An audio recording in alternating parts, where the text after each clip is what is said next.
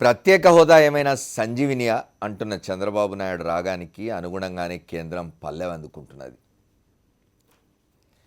హోదా కాదు ప్యాకేజీతోనే సరిపించుకోవాలనే సంకేతాలు ఢిల్లీ పెద్దల నుంచి అందుతున్నాయని టీడీపీ సన్నాయి నొక్కులు నొక్కుతున్నది. హోదా వద్దు ప్యాకేజీ ముద్దు అన్న మాటలకు చంద్రబాబు నాయుడు కూడా ఓకే చెప్పేసినట్టు తెలుస్తున్నది. ఏపీకి ప్రత్యేక హోదా ఇక రానట్టే. ఇందుకు ఏపీ సీఎం చంద్రబాబు కూడా ఓకే చెప్పేసినట్టు తెలుస్తోంది. గత 4 రోజులుగా జరుగుతున్న కసరత్తు అసలు సారాంశం ఇదే. ఏపీకి ఏమివ్వాలన్న దానిపై కేంద్రం స్పష్టతకు వచ్చేసింది. ప్రత్యేక హోదా ఇవ్వకూడదని, దాని స్థానంలో ప్రత్యేక ప్యాకేజీ ఇవ్వాలని నిర్ణయించింది.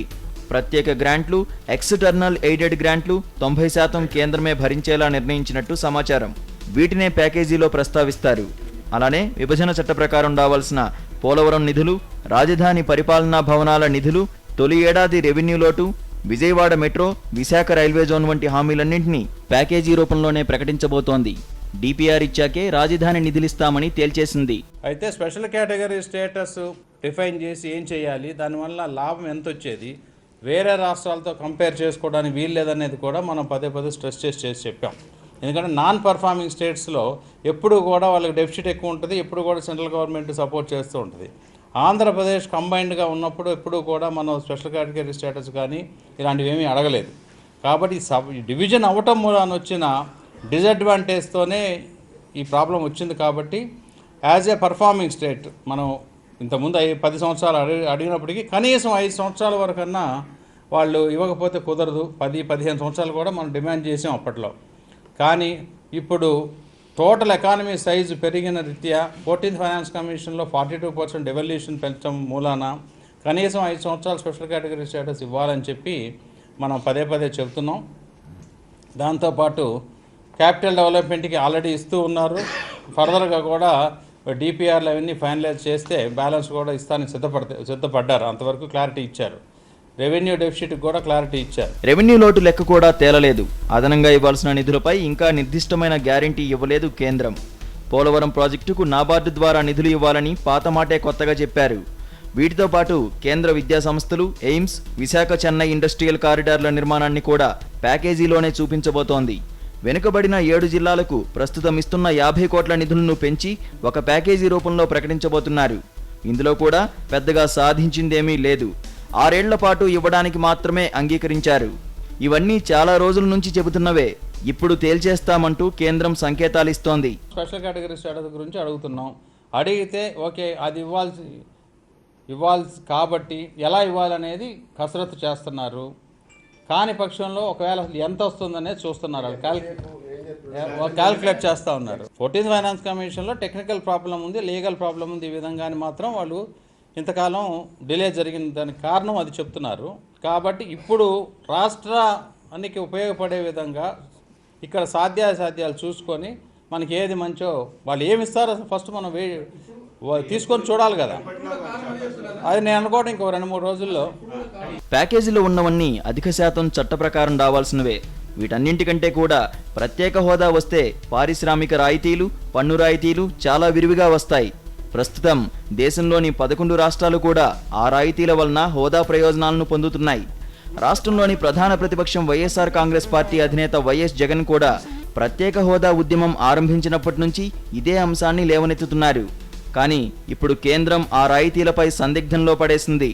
నిన్నటి వరకు హోదా ఇచ్చి తీరాల్సిందే అన్న ఏపీ సీఎం చంద్రబాబు, టీడీపీ ఇప్పుడు మళ్లీ ప్లేటు ఫిరాయించినట్టు ప్రచారం సాగుతోంది. ప్యాకేజీకి అంగీకారం తెలిపినట్టు తెలుస్తోంది. హోదా ఇవ్వకున్నా ప్యాకేజీ ఇస్తే సరిపోతుందన్న సమ్మతిని తెలిపినట్టు సమాచారం. వారం రోజుల్లో అసలు విషయం బయటపడనుంది. కేంద్రం హోదా లేకుండా ఇచ్చే ప్యాకేజీలో ఎలాంటి అద్భుతాలుంటాయో వేచి చూడాలి. ఎన్ సతీష్, ప్రిన్సిపల్ కరెస్పాండెంట్, సాక్షి న్యూస్, విజయవాడ. కేంద్రంలోని ఎన్డీఏ ప్రభుత్వంలో తెలుగుదేశం పార్టీ తరఫున కేంద్ర మంత్రిగా ఉన్న సుజనా చౌదరి మాట్లాడుతున్నారు. విన్నాం మనం. ప్రత్యేక హోదా 10 ఏళ్ళు అడిగాం, 15 ఏళ్ళు అడిగాం, కానీ 5 ఏళ్ళైనా ఇస్తే బాగుంటుంది అని చాలా దాన్ని వాటర్ డౌన్ చేసి మాట్లాడడం విషయం విన్నాం. 2-3 రోజుల్లో తేలిపోతుంది. హోదా ఇస్తారా, హోదాకు సమానమైన ప్యాకేజ్ ఇస్తారా అని. అసలు హోదా అనేది స్పెషల్ కేటగిరీలో ఇంత వస్తుంది అని ఎవరైనా చెప్పగలరా? అంత వస్తుందని తేలితే అంతమందం ప్యాకేజ్ ఇస్తారని చెప్పుకోవచ్చు. దాని గురించి మాట్లాడదాం. చాలా కాలంగా 2-2.5 సంవత్సరాలుగా రాష్ట్రం ఏర్పడిన దగ్గర నుంచి ఆంధ్రప్రదేశ్కు ప్రత్యేక హోదా అనే అంశం మీద చర్చ జరుగుతున్నది. ప్రతిపక్షం వైఎస్ఆర్ కాంగ్రెస్ పార్టీ తొలి రోజు నుంచి కూడా ఈ ప్రత్యేక హోదా కోసం పోరాటం చేస్తున్నది. కాంగ్రెస్ పార్టీ పోరాటం చేస్తున్నది, వామపక్షాలు మాట్లాడుతున్నాయి, ఇతర మేధావులు, ప్రజా సంఘాలు, ఇతరులు కూడా చెప్తున్నారు ఆంధ్రప్రదేశ్కు ప్రత్యేక హోదా ఇవ్వకపోతే నిష్కృతి లేదు, అభివృద్ధి జరగదు, మొత్తం రాష్ట్రం కుదేలైపోతుందని చెప్తున్నా కూడా కేంద్రంతో భాగస్వామిగా ఉన్న, కేంద్రంతో కలిసి ప్రభుత్వాన్ని పంచుకుంటున్న తెలుగుదేశం పార్టీ రెండు కూడా ఇవాళ ప్రత్యేక హోదాకు మంగళం పాడినట్టుగానే కనిపిస్తుంది. దాని గురించి మనతో మాట్లాడడానికి పాపారావు గారు ఉన్నారు, గౌతమ్ గారు ఉన్నారు, శివరామరెడ్డి గారు ఉన్నారు, రఘురామ్ గారు ఉన్నారు, మనతో ఢిల్లీ నుంచి జాయిన్ అవుతారు. వారితో కూడా మాట్లాడదాం. ముందుగా పాపారావు గారు చెప్పండి. సుజనా చౌదరి మాట చెప్తున్నారు ఏంటంటే ప్రత్యేక హోదా వల్ల ఎంతైతే మనకు లాభం జరుగుతుందో అంత మొత్తం ప్యాకేజీ రూపంలో ఇస్తారేమో అంటున్నారు. అంటే అసలు లేమ్యాన్కి అర్థం కావాల్సింది ఏమిటంటే ఈ ప్రత్యేక హోదా అనేది ఇవ్వడం వల్ల ఒక 5 ఏళ్ళలో 10 ఏళ్ళలో 15 ఏళ్ళలో ప్రత్యేక హోదా ఇవ్వడం వల్ల ఇంత మొత్తం అంటే 1 కోటి రూపాయలు లేదా 10 కోట్లు 100 కోట్లు 1000 కోట్లు 1,00,000 కోట్లు ఇంత వస్తుంది అని ఏమన్నా లెక్కలు ఉంటాయా, అంచనా ఉంటుందా? అది ఒకటండి, అసలు ప్రత్యేక హోదా అడుగుతుంది ఎందుకంటే నిరుద్యోగ సమస్య ప్రధానంగా పరిష్కారం చేసుకోవాలి రాష్ట్రంలో. దానికి సెంట్రల్ అదే కోర్ ప్రత్యేకంగా చర్చ రాపోయిన దాని మీద యువజనంలో ఉన్న నిరుద్యోగం పరిష్కరించాలంటే మీకు పరిశ్రమలు కావాలి. దానికోసం ప్రత్యేక హోదా. అసలు ఈ కాన్సెప్ట్ ఆరిజిన్ చూసుకునేటట్టయితే 1969లో 5th ఫైనాన్స్ కమిషన్ 5వ ఆర్థిక సంఘం ఆ రోజు రాష్ట్రాల మధ్య ఉన్న అసమానతలు ఆర్థిక అభివృద్ధిలో, ఎందుకంటే అసమానతలు 3 పంచవర్ష ప్రణాళికలు ప్లస్ 2 వార్షిక ప్రణాళికల కాలంలో తేడా వచ్చింది. రాష్ట్రాల మధ్యలో కొన్ని బాగా ముందుకెళ్ళి కొన్ని వెనకబడ్డాయి. ఆ ప్రణాళికల్లో తేడా, దాన్ని అది స్థితిని మార్చుకోవడానికి సెటరైట్ చేయడం కోసం 5వ ఫైనాన్స్ సంఘం ప్రిఫరెన్షియల్ ట్రీట్మెంట్ కొన్ని రాష్ట్రాలు అంటే ప్రత్యేకంగా వాటిని స్పెషల్గా చూడాలి లేకపోతే అభివృద్ధి చెందం అనే దానికోసం ఇచ్చారు. ఎందుకంటే దీనికి ఇప్పుడు మీరు ప్యాకేజ్ అనే విషయంలో ఇక్కడ కూడా చాలా తీవ్రమైన అభ్యంతరకరమైన అంశం ఏంటంటే అది ఎంత ఇవ్వాలనేది ఒక ప్రశ్న. ఎంత వచ్చేది మనకి స్పెషల్ కేటగిరీ ఉంటే ఇప్పుడు అది మంచి ప్రశ్న, ఆబ్వియస్గా కనపడేది. అయితే దాని వెనక అసలు స్పెషల్ కేటగిరీ స్టేటస్ తాలూకు ప్రత్యేకమైన ప్రయోజనం ఈ నిరుద్యోగానికి సంబంధించి ఏంటంటే మీరు ఎంత డబ్బులు ఇచ్చినంత మాత్రాన, ఎందుకంటే సెంట్రల్ ట్యాక్స్లు ఉన్నాయి, ఎక్సైజ్ డ్యూటీ, కస్టమ్స్ డ్యూటీ, రకరకాల కార్పొరేట్ ట్యాక్స్లు ఉన్నాయి. ఇవన్నీ ప్రత్యేక హోదా ఉన్న రాష్ట్రంలో తక్కువగా ఉంటాయి, లేకపోతే దాని కన్సెషన్స్ చాలా వస్తాయి. అప్పుడు పరిశ్రమలు వస్తాయి. కానీ రాష్ట్రానికి డబ్బులు ఇస్తే గవర్నమెంట్కి ఎలా వస్తాయి పరిశ్రమలు? మీకు అదే అందుకనే ఇప్పుడు మామూలుగానే ఒక స్వభావం ఉంది పెట్టుబడి అనేదానికి. అది ఎక్కడ ఆల్రెడీ అభివృద్ధి చెందిన ప్రాంతం ఉందో అక్కడికే పోద్ది. ఎందుకంటే అక్కడ లాజిస్టిక్స్ అడ్వాంటేజెస్ ఉంటాయి, ఆల్రెడీ వాళ్ళకి కావాల్సిన ఇతర సప్లైస్కి సంబంధించిన పరిశ్రమలు అక్కడ ఉంటాయి. రెండోది ఏంటంటే ట్రాన్స్పోర్ట్ బాగుంటుంది.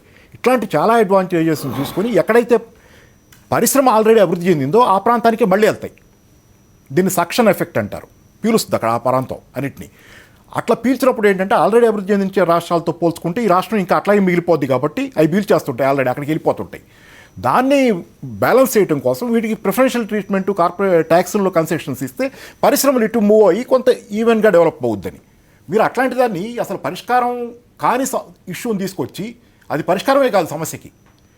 పైగా ప్రత్యేక హోదా వస్తే మీకు అసలు గాడ్గిల్ కమిటీ అప్పుడు 5th ఫైనాన్స్ కమిషన్ ప్రకారం కూడా సాయంతో పాటు ప్రిఫరెన్షియల్ ట్రీట్మెంట్ ఇన్ ట్యాక్సెస్ ఇట్లాంటివి 2 ఉన్నాయి దానిలో. మరి అప్పుడు మీరు 2 అడగాలి. ఇప్పుడు ఇస్తే మీరు అది ఇస్తే దాంతోపాటు మాకు ఇది కూడా కావాలని గట్టిగా అడగాలి. ఎందుకంటే అది చాలదు మనకి. ఇదేంటంటే ఒక గాయానికి ఊరికి పైన పూత పోస్తున్నారు, లోపల గాయం అలాగే ఉంటుంది. ఈ సమస్య మౌలికంగా ఎక్కడుందంటే డీప్ అన్ఎంప్లాయ్మెంట్లో ఉంది.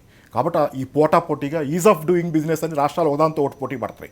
దానిలో మీకు అడ్వాంటేజ్ వచ్చేటప్పుడు, పరిశ్రమలు వచ్చేటప్పుడు, నిరుద్యోగం తగ్గేటప్పుడు మీ రాష్ట్రంలో ఎప్పుడైతే మీరు కనుక పరిశ్రమలు ఆకర్షించడానికి కావాల్సిన కన్సెషన్స్ ఉన్నాయో అప్పుడు వస్తాయి. పైగా ఏంటి ఇప్పుడు వీళ్ళు చెప్తుంది, జైట్లీ గారు క్లియర్గా చెప్పారు.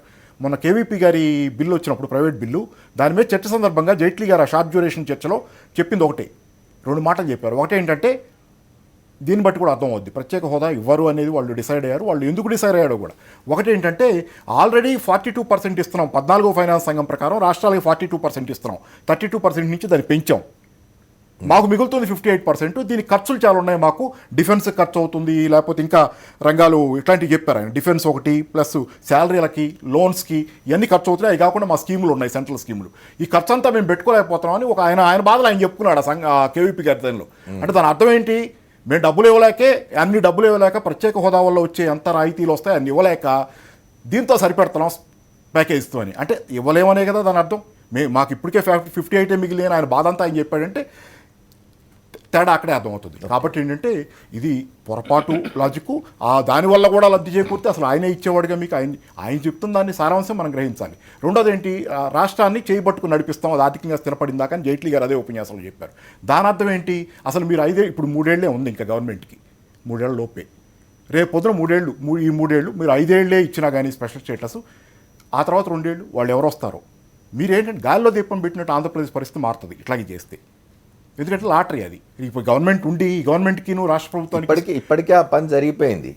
రాష్ట్ర విభజన సందర్భంగా స్పెషల్ స్టేటస్ సంబంధించిన ఒక స్పష్టమైన ఇది లేకపోవడం, అంటే చట్టంలో లేకపోవడం లేదా దాన్ని రాష్ట్రాన్ని విభజించినప్పుడు రాసుకోకపోవడం కారణంగా వస్తున్నాయి కదా ఇవి. నోటి మాటలుగా జరిగినందువల్లనే మాట చెప్పారు. అప్పుడు ఏంటంటే పొలిటికల్ ఇది చూసుకున్నారు. అది క్లియర్గా ఆబ్వియస్గా ఏం చేశారంటే అక్కడ గాయం అయింది అక్కడ ప్రాంతంలో. ఏంటంటే విభజన సరే అది వేరే విషయం అయిపోయింది. ఇది తెలంగాణ సరే ఇప్పుడు హైదరాబాద్ ఉంది కాబట్టి రెవెన్యూ ఉందనేది పర్వాలేదు అనేది ఓకే అని. ఇప్పుడు అక్కడ గాయం అయింది, ఆ జనాలు తీవ్రంగా అసంతృప్తిలో ఉంటారు. ఇప్పుడు ఏంటంటే 2 ఏపులా గెలవాలి, దానికోసం 2 నెలల ముందు హడావిడిగా చేసిన ఇది కూడా. దానిలో ప్రాబ్లం ఏంటంటే మీరు ముందు చేసేది కొంచెం ప్లాన్డ్గా సిస్టమేటిక్గా ఆలోచించి, ఏదో హడావిడిగా ఎలక్షన్ పొలిటికల్ కంపల్షన్ లాగా చేశారు తప్పితే దీన్ని ఒక ఆర్థిక అంశంగా ప్రజల జీవితాల సమస్యగా ఆ రోజు కూడా చూడాలి దీన్ని. రైట్. పాపారావు గారు నాకు ఒకటి చెప్పండి, ఇప్పుడు ఈ పరిస్థితుల్లో అంటే మనకు స్పష్టంగా కనిపిస్తున్నది, కేంద్ర మంత్రి సుజనా చౌదరి చాలా స్పష్టంగా చెప్తున్నారు 2-3 రోజుల్లో నిర్ణయం వస్తుంది, బహుశా ప్యాకేజే ఉండవచ్చుననే ధ్వని వచ్చేట్టుగా మాట్లాడుతున్నారు వాళ్ళు. రాష్ట్రంలో అధికారంలో ఉన్న ప్రభుత్వం ఏం చేయాలి? కనీసం ప్రతిపక్షాలు దాని మీద ఆందోళన చేస్తే వాళ్ళకి మీరు పోయి ఒకవేళ వాళ్ళతో కలవలేకపోయినా బీజేపీకి మిత్రపక్షంగా ఉన్నారు కాబట్టి కనీసం దానికి నైతికంగానైనా సమర్థన ఉండాలి. పైగా పోయి చర్చలు జరిపేటప్పుడు కూడా కేవలం ఒంటెద్దు పోకళ్ళలాగా మనం పోయి మనమే మాట్లాడుకుంటాం, మనకే రావాలి క్రెడిట్ లాగా చేయకుండా ఇంతమందిని కలుపుకుని వెళ్తే అన్ని పక్షాలు హుందాగా రాయల్గా స్టేట్స్మన్గా ఉండేది.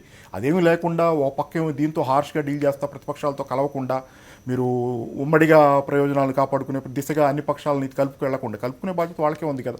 వెళ్లకుండా ఓ పక్కే మీరు ఏం జరిగినా దాని మీద ప్రత్యేక హోదా గురించి అక్కడ జరిగిన ఉద్యమంలో జరిగిన ప్రభుత్వ పాత్ర కూడా మనం చూసాం, నెగటివ్గా చాలా ఉంది. మరి అట్లాంటప్పుడు మీరు ఇట్లా చేస్తుంటే వాళ్ళకు కూడా మీరు లోకువే, సెంట్రల్ గవర్నమెంట్కి కూడా మీరు లోకువే. ఆటోమేటిక్గా మీ రాజకీయం ఇప్పుడు ఏమవుతుంది, రాజకీయ ప్రయోజనాలు నెరవేరకపోగా మీకు అంతిమంగా రాష్ట్రం తీవ్రంగా, అంతకంటే ముఖ్యంగా రాష్ట్ర ప్రజలు రాష్ట్రం అనేది ఒంటెద్దు పోకళ్ళ వల్ల విపరీతంగా నష్టపోతారు. ఇక్కడ ఇంకొక విషయం ఉంది పాపారావు, అంటే మీరు కొంచెం ఎకనామిక్స్ మీరు విశ్లేషిస్తారు కాబట్టి మిమ్మల్ని అడుగుతున్నాను నేను. కేంద్ర ప్రభుత్వం ఈ రాష్ట్రం ఏర్పడిన దగ్గర నుంచి, ఆంధ్రప్రదేశ్ రాష్ట్రం ఏర్పడిన దగ్గర నుంచి ఇచ్చిన నిధులు ఏవైనా కొద్దో గొప్ప ఎక్కువ తక్కువ రాజధాని నిర్మాణం కోసం అనండి, పోలవరం కోసం అనండి, వెనుకబడిన 7 జిల్లాలకు సంబంధించి ఇస్తామని కమిట్మెంట్ ఇచ్చిన డబ్బనివ్వండి, ఇతర అని ఏది ఇచ్చినా కూడా వారు కేంద్రం నుంచి ఇప్పుడు వస్తున్న మాట ఏమిటంటే వీటికి లెక్కలు చెప్పడం లేదు అని అంటున్నారు. ఏమిటి పరిస్థితి?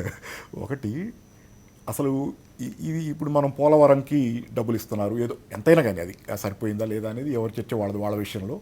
అయితే పోలవరం అంత అసలు మామూలుగా కాన్స్టిట్యూషనల్ అమెండ్మెంట్ బిల్లే పెట్టారు. కాదు పాపారావు గారు, ఇప్పుడు పోలవరం జాతీయ ప్రాజెక్ట్గా తీసుకుంటాం మా బాధ్యత అని చెప్పి నబార్డ్ నుంచి లోన్ ఇప్పిస్తామంటే అదే కాదు మీకు అది చెప్తున్నారు.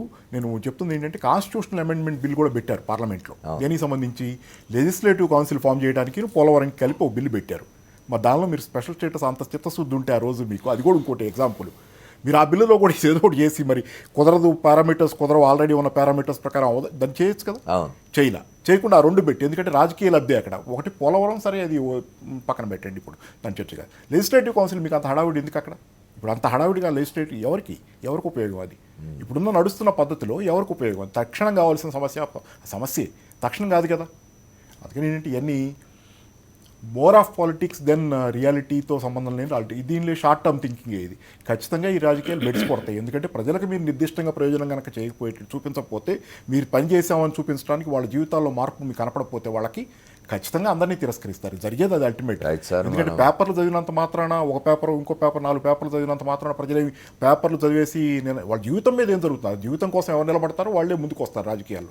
ప్రజల జీవితం కోసం, వాళ్ళ సమస్యల పరిష్కారం కోసం వచ్చిన వాళ్ళు. మనం ఎన్ని మాట్లాడినా, ఎన్ని ఉపన్యాసాలు ఇచ్చినా, రాజకీయాల్లో చర్చలు పెట్టుకున్నా వాళ్ళు ఇదంతా ఏంటంటే పైపైన ప్రజలకు సమస్య పరిష్కారం కాకపోతే ఏమవ్వదు.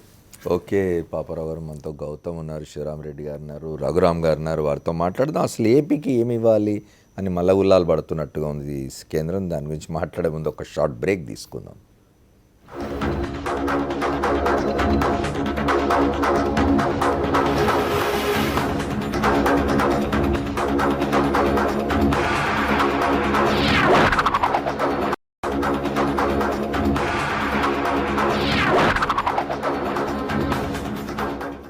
Welcome back to the fourth estate.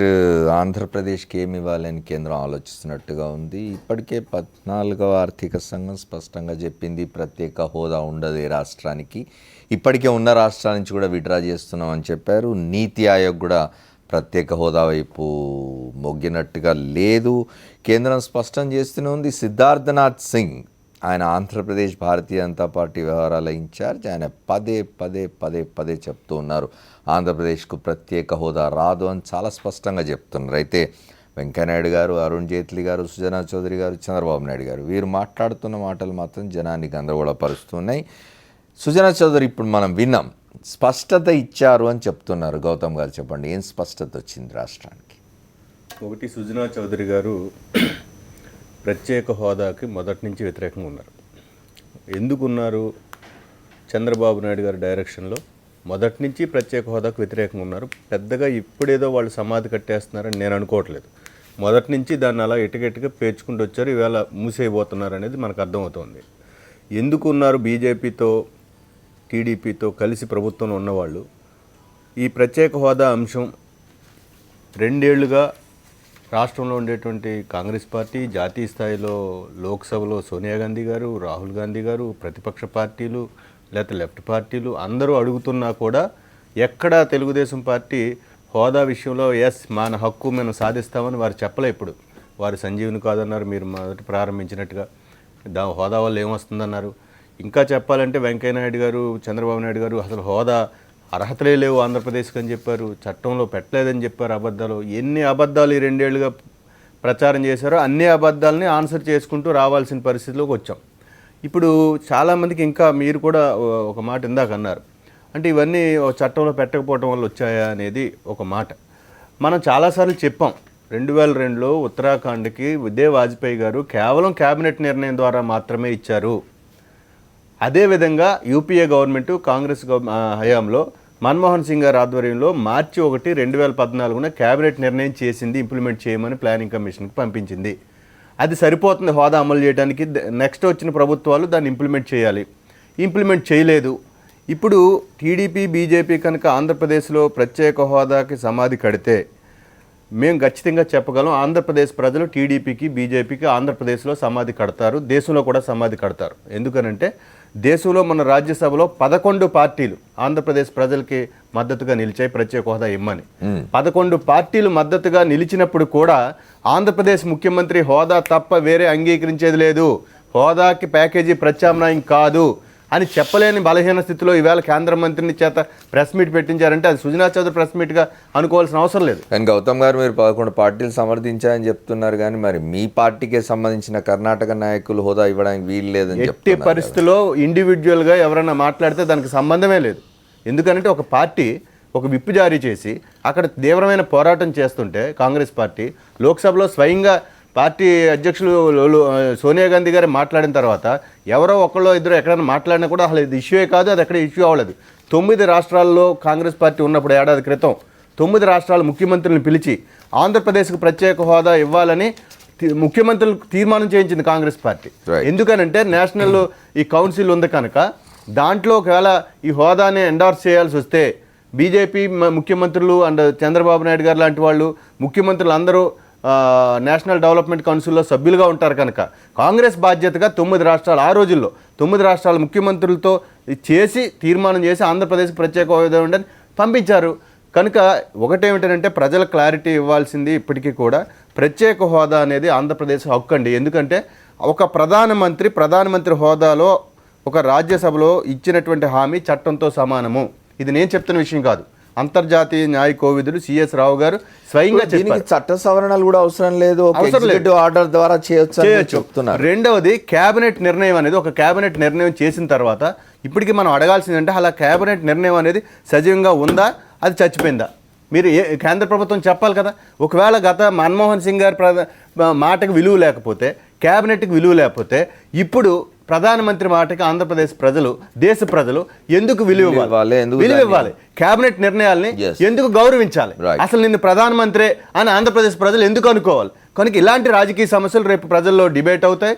Media ఉంది, ప్రజలు ఉన్నారు, ఆలోచిస్తున్నారు, ఇప్పుడు ఏదో సైలెంట్గా ఉన్నారని అనుకోవచ్చు. ప్యాకేజీలు నేను చెప్తున్నా, మనం గత 2 ఏళ్లుగా ఏమంటే రెవెన్యూ లోటు 16,000 కోట్లు, పోనీ కాగ్ తేల్చింది 14,000 కోట్లు. 2 ఏళ్లలో అది ఎప్పుడు చేయాలి తెలుసా? మొదటి ఏడాదే సర్దుబాటు చేయాలి కేంద్రం. కానీ సుజనా చౌదరి గారు చెప్తున్నారు ఇచ్చేసారు, ఇంకో 3,000 కోట్లు 4,000 కోట్లు వస్తే అయిపోతుంది మీరు అంటున్నారు కదా. అంటే వాళ్ళు ఎంత దయనీయమైన పరిస్థితిలో మోడీ గారి కాళ్ళ దగ్గర పడి ఉన్నారు అంటే ఒక మాటే ఉదాహరణ. నేను చెప్తున్న వెంకయ్య నాయుడు గారు రాజ్యసభలో మీరు చూడండి స్టేట్మెంటు అదేమంటారు అపాయింటెడ్ డే నుంచి నెక్స్ట్ బడ్జెట్ దాకా ఆ రెవెన్యూ లోటుని భర్తీ చేయాలి, ఇవ్వండి 10,000 కోట్లు అన్నాడు. ఈవేళ రెవెన్యూ లోటు భర్తీని ఇస్తామని చట్టంలో పెట్టారు. చట్టంలో పెట్టిన విషయం 2 ఏళ్ళు అయిపోయినా ఇవ్వలేదు కదా. 14,000 కోట్లు కాదు, పోనీ 10,000 కోట్లే.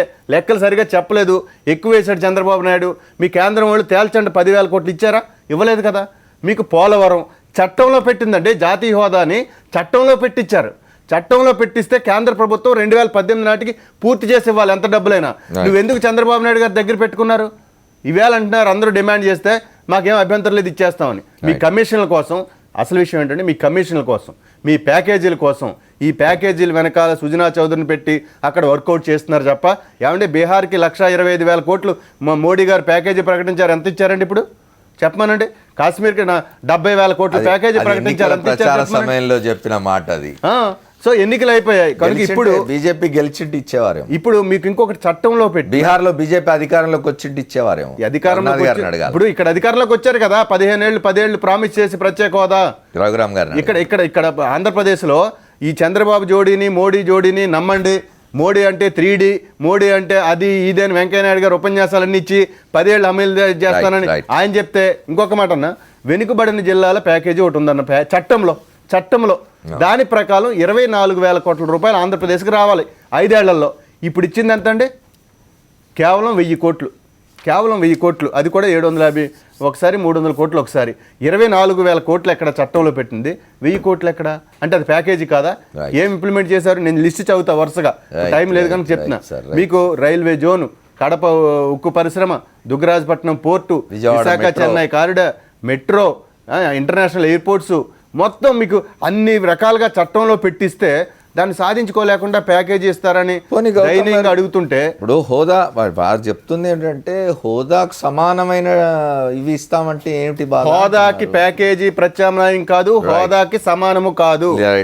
ప్యాకేజీ అనేది సుజనా చౌదరి గారి పెద్దలతో చంద్రబాబు నాయుడు గారి వ్యాపార వర్గాలు జేబులు నించుకోవడానికి తప్ప ఎందుకు పనికిరాదు ప్యాకేజీ. శ్రీరామ్ రెడ్డి గారితో మాట్లాడారు. శ్రీరామ్ రెడ్డి గారు, వైఎస్ఆర్ కాంగ్రెస్ పార్టీ అయితే చాలా ఆందోళన చేస్తూ ఉన్నది. మీ నాయకుడు నిరాహార దీక్ష కూడా చేసినారు, మీరు బందులు చేసినారు.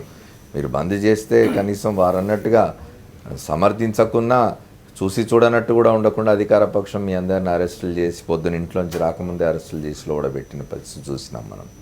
ఇవాళ స్పష్టత వచ్చిందని సుజనా చౌదరి చెప్తున్నారు. ఎటువంటి స్పష్టత వచ్చిందంటే ఇప్పుడు హోదా గురించి దానికి దీనికి ఉండే డిఫరెన్సెస్ ఏమో పాపారావు గారు స్పష్టంగా చెప్పడం జరిగింది. ఇప్పుడు మనకు హోదా వీళ్ళు ప్యాకేజీలు ఎందుకు కావాలో అని చెప్తున్నారు అనే దానికి గౌతమ్ గారు కూడా చెప్పడం జరిగింది. చంద్రబాబు మొట్టమొదటి నుండి ప్రజల్ని మోసం చేసేది ఒక డ్యూటీగా పెట్టుకున్నాడు ఆయన. వీళ్ళందరూ కలిసి వెంకయ్య నాయుడు గారు సీనియర్ మోస్ట్ నాయకుడు. ఆయన ఆ రోజు వీళ్ళు కాంగ్రెస్ ఏదైతే పెట్టుకోకుంటే ఎందుకు మా ఆంధ్రప్రదేశ్ భాగాలని 5 years అడగడం జరిగింది. 5 years కూడా సరిపోదు, 10 years కావాలి మాకు. గవర్నమెంట్ కాంగ్రెస్ వాడు 5 years అని యాక్సెప్ట్. వెంకయ్య నాయుడు గారు 10 years అడిగారు. మీటింగ్ లో తిరుపతి పబ్లిక్ మీటింగ్ లో ఎక్కడో 4 గోడల మధ్య మాట్లాడితే నేను మాట్లాడలేదని చెప్పొచ్చు.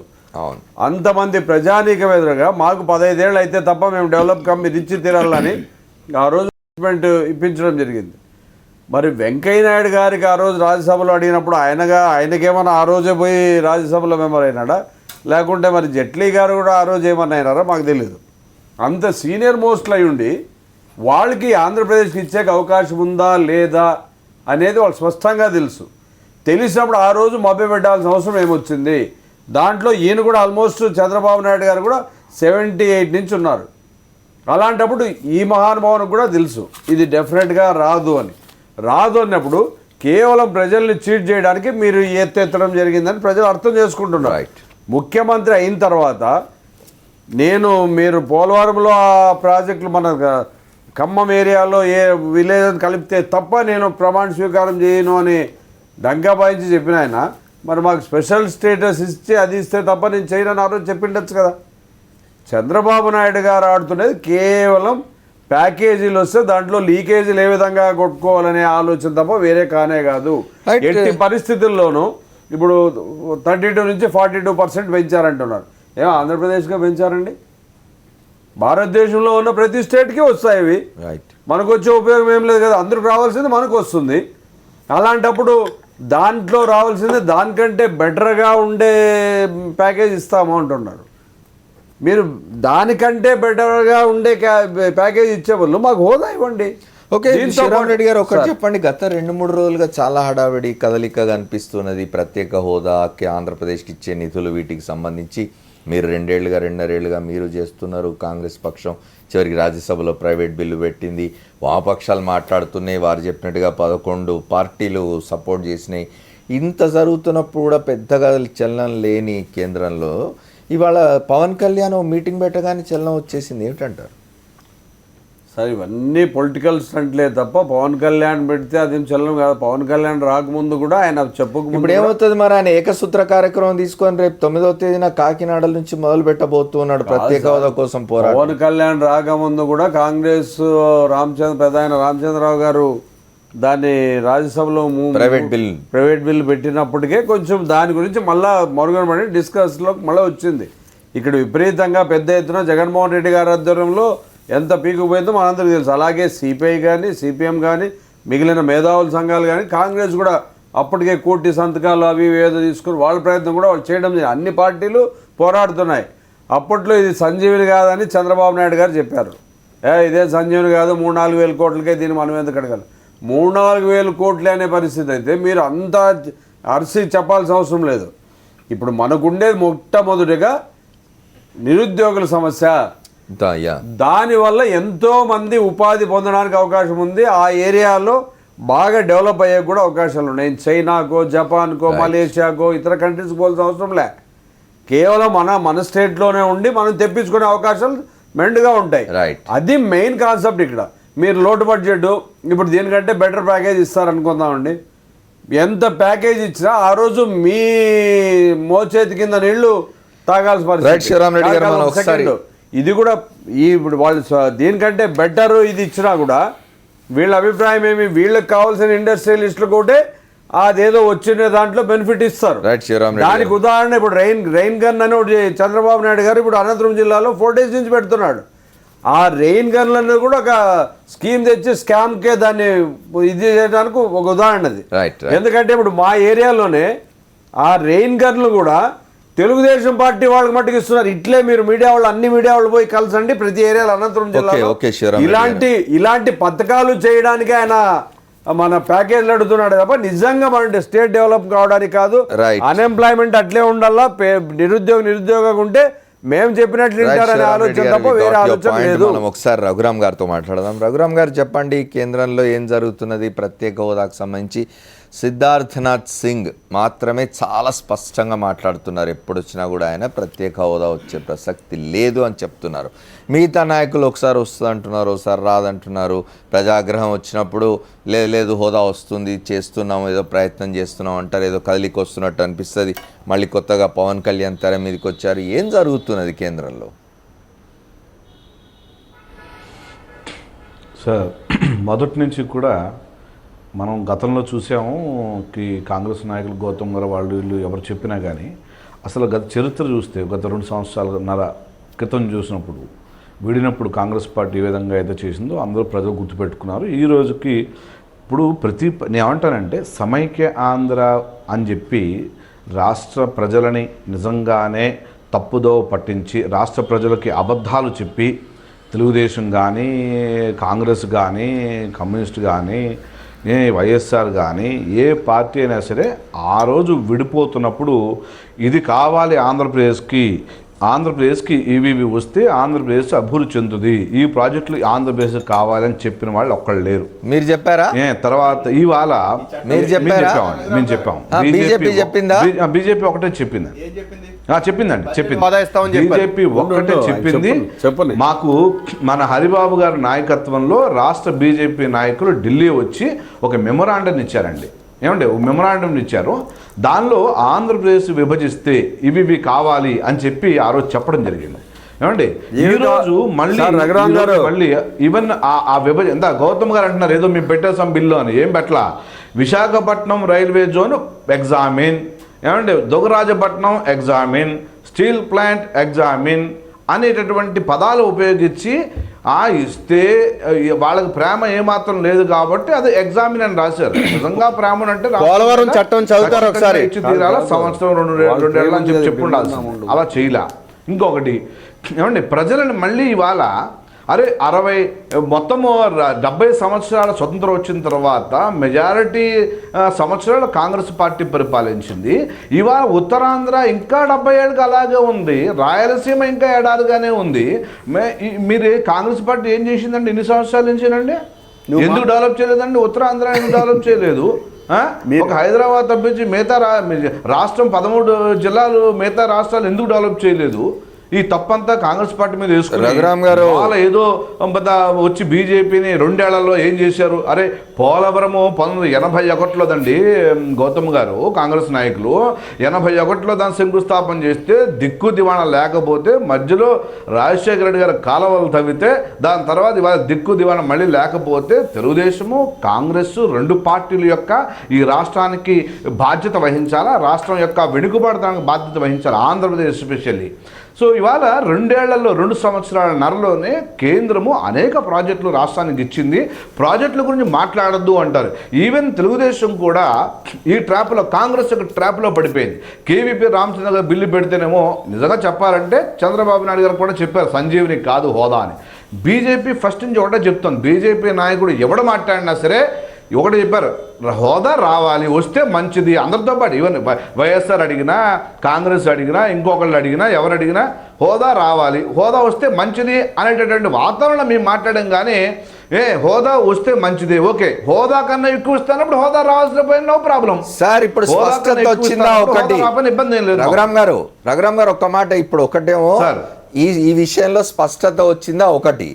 రెండవది సందేహాలు వ్యక్తం చేస్తున్నారు చాలామంది, అంటే ప్రతిపక్షాలు అనుకోండి, మేధావులనండి, ఇతరులనండి, సందేహాలు ఏం వ్యక్తం చేస్తున్నారంటే హోదా కాకుండా ప్యాకేజీ ఇస్తే ఆ మార్గంలో వచ్చే నిధులు దుర్వినియోగం అవుతాయనే ఆందోళన పెద్ద ఎత్తున వెల్లడవుతున్నది. ఏమంటారు దానికి? మీరు దాన్ని కంట్రోల్ చేయగలరా? ఎందుకంటే ఇప్పుడే మీరు అంటున్నారు మేము ఇచ్చిన డబ్బులకు లెక్కలు చూపడం లేదు రాష్ట్ర ప్రభుత్వం అని.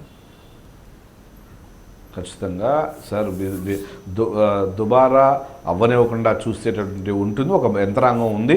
ఎందుకంటే ప్రధానమంత్రి కార్యాలయంలో ప్రతి స్టేట్ విషయంలో కూడా ఒక మానిటరింగ్ సిస్టాన్ని ప్రవేశపెట్టారు. కాబట్టి పూర్వంలా కాకుండా 10 ఏళ్ళు మనం చూసాం నిద్రపోతున్న ముఖ్యమంత్రి, అంటే ప్రధానమంత్రిని చూసాం మనం 10 ఏళ్ళు దేశంలో. ఆయన ఒక రోబో సోనియా గాంధీ గారు ఏది ఇస్తే అది మాట్లాడారు. ఇప్పుడు అలా కాదు, ఒక దమ్మున్న ప్రధానమంత్రి, దేశ అభివృద్ధిని కాంక్షని కోరుకున్నటువంటి ప్రధానమంత్రి, ఒక బ్యాచులర్ ప్రధానమంత్రిని మనం చూస్తున్నాము.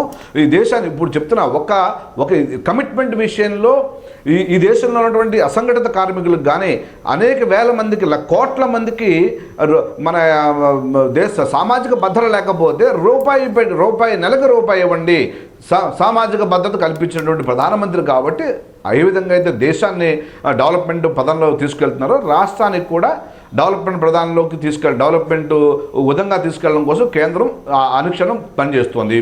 రాష్ట్రాన్ని విషయానికి వచ్చేటప్పటికి రాష్ట్రం మీరు చెప్పినట్టుగా ఇప్పుడు ఇది ఇచ్చాము, రాష్ట్ర ప్రభుత్వము బోండా ఉమ్మ లాంటి ఎమ్మెల్యేలు, కొంతమంది టీజీ వెంకటేష్ లాంటి ఎంపీలు ఆయన కొత్తగా జాయిన్ అయ్యడం టీడీపీలోకి ఏదో గమ్ముని చాలా బాగా మాట్లాడేలానో మరి ఆయన కాంక్ష అర్థం కాల. మోడీ గారిని విమర్శించే స్థాయి కాకపోయినా కాబట్టి కేంద్ర ప్రభుత్వాన్ని విమర్శించారు వాళ్ళు కూడా. ఇప్పుడు మాట్లాడండి, కేంద్రము ప్రతి విషయంలో కూడా, ప్రతి యొక్క ప్రాజెక్టు విషయంలో కూడా చాలా శ్రద్ధ చూపించి ఈ గత 2.5 సంవత్సరాలను అనేక ప్రాజెక్టులు ఇస్తూ వస్తుంది, ఇంకా ఇస్తూ ఉంది. నెలకి ఒక 8 నుంచి 10 ప్రాజెక్టులు ఆంధ్రప్రదేశ్కి వస్తున్నాయి. లెక్క నేను చూపిస్తాను. ఇస్తుంది కేంద్రం ఇవాళ. ఇవే మాట్లాడట్లా రఘురామ్ గారు నాయకులు కూడా. ఈవెన్ రఘురామ్ గారు హోదా లేదనే స్పష్టమైనట్టే కదా, హోదా కన్నా ఎక్కువ అనేటటువంటి వినిపిస్తోంది. అదే చర్చ నడుస్తోంది. ఇప్పుడు I got your point. I come back to you. నేను మళ్ళీ ఒక షార్ట్ బ్రేక్ తీసుకొని వచ్చి రఘురామ్ గారు మాట్లాడిన దాని మీద మిగతా పెద్దలు మాట్లాడతారు, మళ్ళీ వారితో కూడా మాట్లాడదాం.